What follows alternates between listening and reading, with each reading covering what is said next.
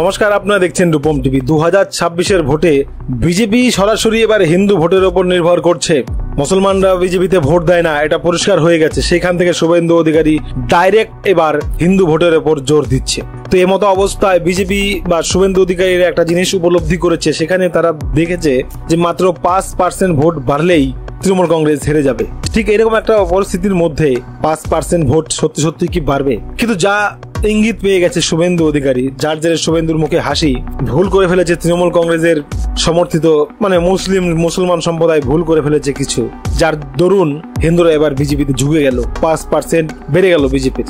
মোথাবাড়িতে যে ঘটনা হয়েছে, হিন্দুদের বাড়ি ঘর ভেঙে চুরমার করে দেওয়া হয়েছে, সেখানে আর হিন্দুরা বসে থাকবে না চুপচাপ। সমস্ত ভোট চলে যাচ্ছে এবার বিজেপিতে। যে 5%-এর কথা বলছিল শুভেন্দু অধিকারী, সেটা কিন্তু হয়ে যাচ্ছে। তার উপর আবার ভগবত কথা বাচক নিরস্ত্র হিরণ্ময় গোস্বামী মহারাজ পশ্চিম মেদিনীপুরের দাসপুরের ধরমপুর গ্রামে কয়েকজন জিহাদিদের হাতে আক্রান্ত হন। ওনার মাথার জট কেটে নেওয়া হয়। জিহাদিদের অস্ত্রের আঘাতে হিরণ্ময় মহারাজ গুরুতর আহত হন। তারপরে বেসরকারি নার্সিংহোমে তাকে রাখা হয়েছে। শারীরিক অবস্থার খোঁজ নিচ্ছেন শুভেন্দু বারবার। তো এইরকম ঘটনাগুলো যখন সামনে আসছে, হিন্দুরা কিন্তু আর চুপচাপ থাকবে না। তার উপর আবার রামনবমী রয়েছে। রামনবমীতে সমস্ত হিন্দু এক হওয়ার ডাক দিয়েছে শুভেন্দু। এখনো যা খবর, প্রচুর মানুষ রাস্তায় নেমে পড়বে। তো এইরকম সমাজ বাতাবরণ যা বোঝা যাচ্ছে, তাতে শুভেন্দুর কথাই ঠিক হবে।